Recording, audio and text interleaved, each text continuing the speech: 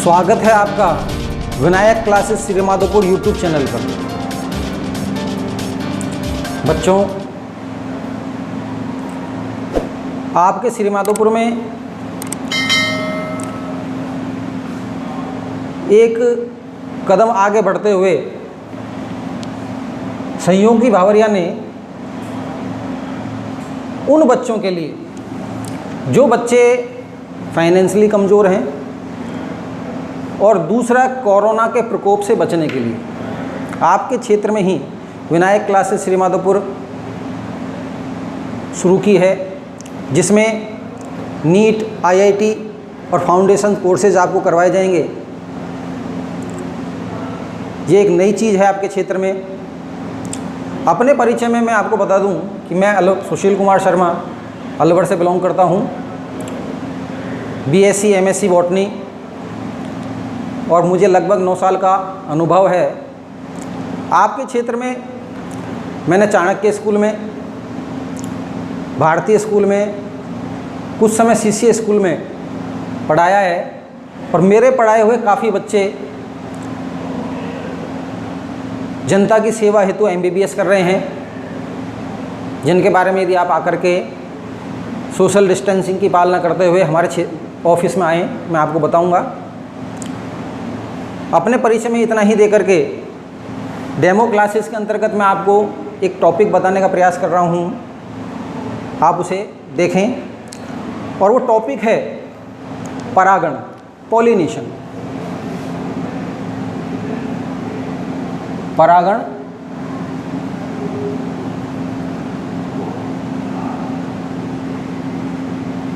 Pollination. देखिए बच्चों, लैंगिक जनन की घटनाओं के अंतर्गत 3 चीज़ें होती हैं। निषेचन से पहले, निषेचन तथा निषेचन के बाद किसी भी जीव ऊपर से लेकर के नीचे तक कहीं पर यदि लैंगिक जनन हो रहा है, पादपों में, जंतुओं में, किसी में भी, ये 3 घटनाएं होंगी। निषेचन से पहले, निषेचन तथा निषेचन के पश्चात। निषेचन से पहले क्या होता है? निषेचन से पहले 2 चीज़ें संपन्न होती हैं। पहला युग्मक निर्माण और युग्मक स्थानांतरण, यानी कि युग्मक पास पास आएंगे। अब मैं क्यों बता रहा हूँ? क्योंकि युग्मक पास पास आने पर ही परागण निर्भर करता है। अब देखिए, जो दूसरी घटना है वो है निषेचन शॉर्ट में है और उसके कोई पार्ट नहीं है। निषेचन में क्या होता है? नर व मादा युग्मक आपस में मिलते हैं, ठीक है। तीसरी घटना जो है निषेचन के पश्चात, उसमें क्या होता है?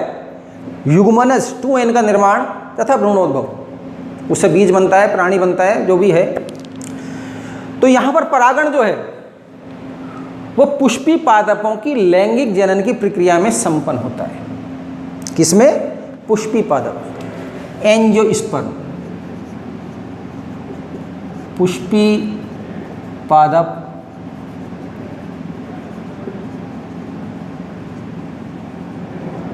इनके बारे में बात करेंगे अपन। एंजियोस्पर्म क्या होता है, ठीक है।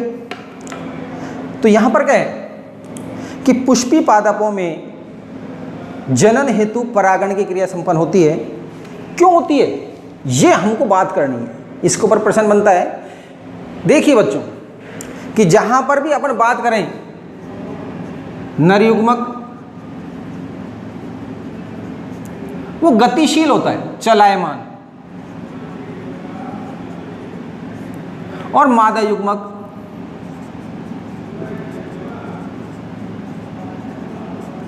वो नॉन मोटाइल या अगतिशील होता है अधिकतर।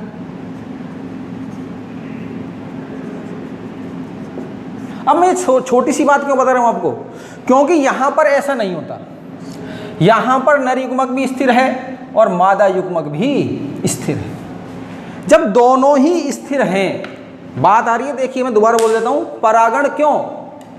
जब दोनों ही स्थिर हैं तो निषेचन कैसे होगा? युग्मक स्थानांतरण ही जब दोनों ही स्थिर है, नर भी स्थिर है, मादा भी स्थिर है। अधिकतर नर युग्मक चलायमान होता है, शुक्राणु में पूंछ पाई जाती है, पुंगणु में कशाप पाए जाते हैं। लेकिन यहाँ पर नर युग्मक स्थिर, मादा युग्मक स्थिर, दोनों पास पास कैसे आएंगे? उसलिए इस क्रिया को परागण के द्वारा संपन्न करने का प्रयास किया जाता है। प्रयास क्या किया जाता है? संपन्न होती है।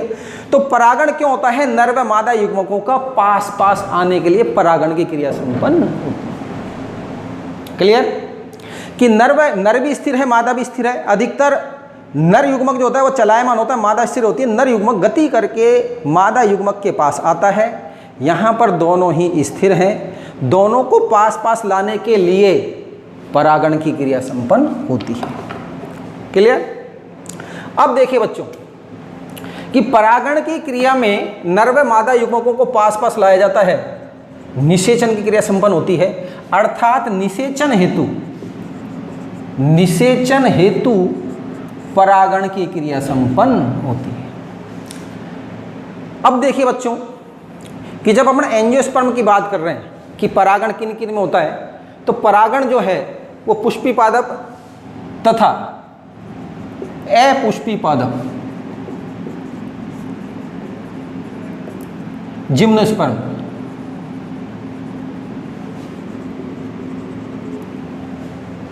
दोनों में ही परागण की क्रिया संपन्न होती है।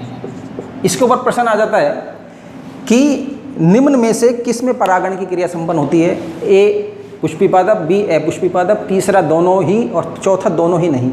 तो हम आपको यहाँ पर एक क्लियर कर दें कि पुष्पी पादप में एंजियोस्पर्म में ही परागण होता है और जिम्नोस्पर्म यानी कि अपुष्पी पादप में नग्न बीज के अंदर भी परागण की क्रिया संपन्न होती है। कुछ बीच बीच में चीज़ें ऐसी आती हैं कि जैसे बच्चे कहते हैं सर बड पीपल गूलर इसमें पुष्प होता ही नहीं है, सब में पुष्प होता है। जहाँ पर बीज बनता है वहाँ पुष्प होता है, ये बाद में बात करेंगे अपन।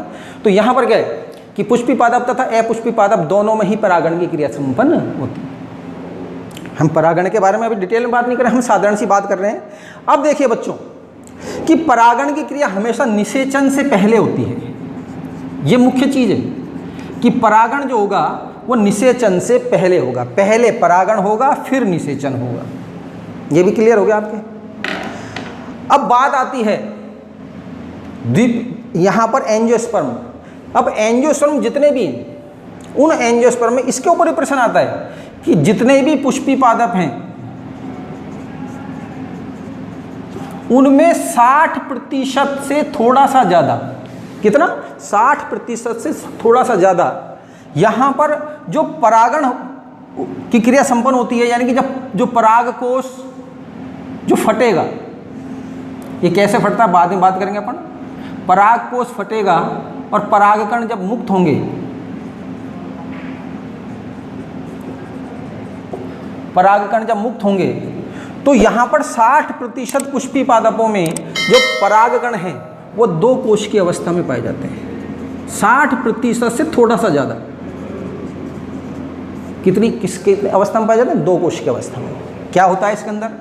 अब ये टॉपिक भी अपन देखेंगे कि परागकण के का निर्माण कैसे होता है। इसमें क्या होता है कि 2 चीज़ें पाई जाती हैं। पहला तो पाया जाता है कायिक कोशिका जो कि आकार में बड़ी होती है, कायिक कोशिका जिसको यहाँ पर नलिका कोशिका भी कह सकते हैं। अब इसका काम क्या है? युग्मकों को एक स्थान से दूसरे स्थान पर पहुँचाना। और दूसरी है जनरेटिव कोशिका या जनन कोशिका।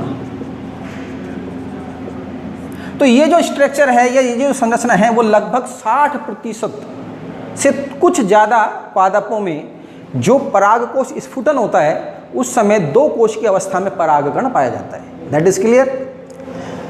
और 40% से थोड़ा सा कम, 40% से थोड़ा सा कम यहाँ पर जो परागकण रिलीज होता है वो 3 कोश की अवस्था में पाया जाता है।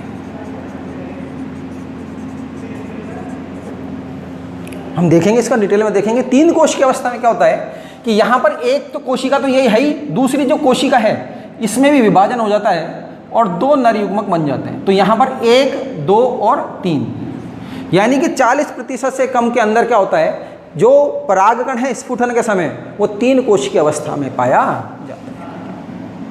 क्लियर? तो 3 चीज़ अपन ने क्लियर की कि परागण क्यों होता है, क्योंकि नर युग्मक स्थिर है, उसको पास पास लाने के लिए नर में मादा दोनों स्थिर हैं। यहाँ पर पुष्पी और अपुष्पी पादप दोनों में ही परागण पाया जाता है।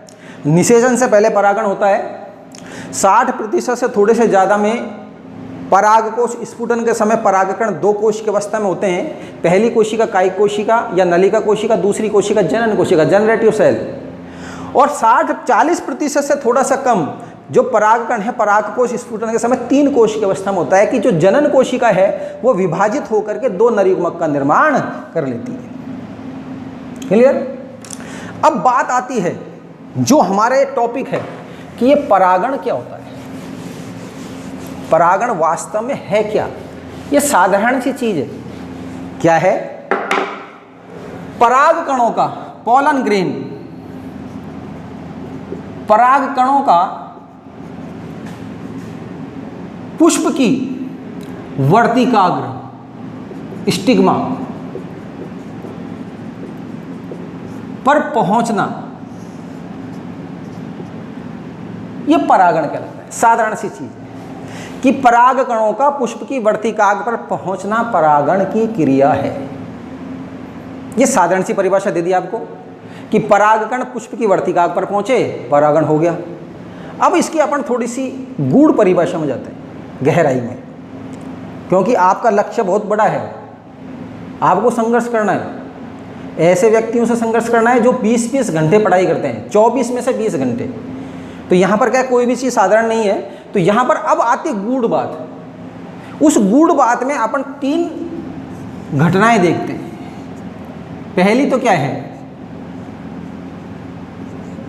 ये पुष्प है, इसमें परागकण और जायांग, ये नर है, ये मादा है, पहली स्टेज। दूसरी कि यहाँ पर 2 पुष्प हैं, इसमें ये नर है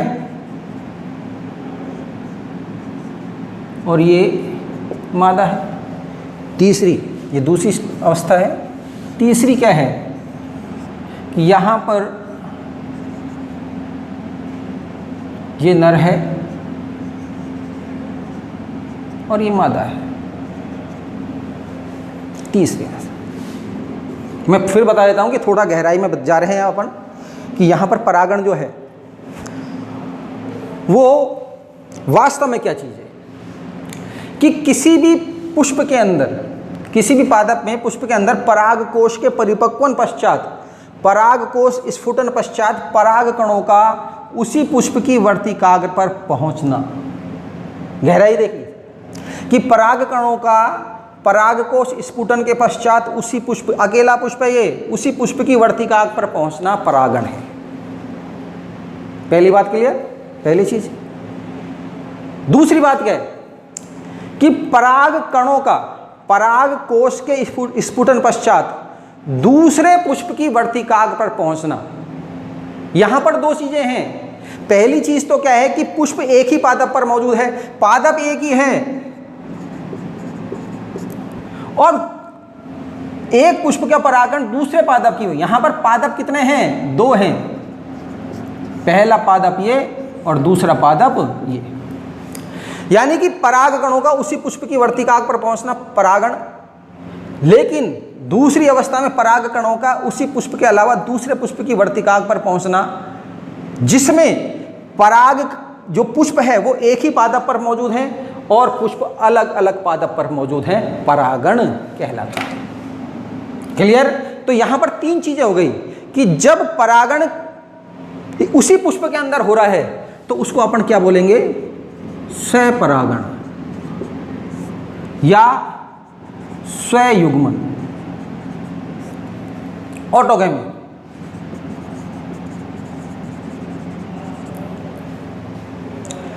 जब यहां पर पादप अकेला है, पुष्प बदले, तो इसको अपन क्या बोलेंगे?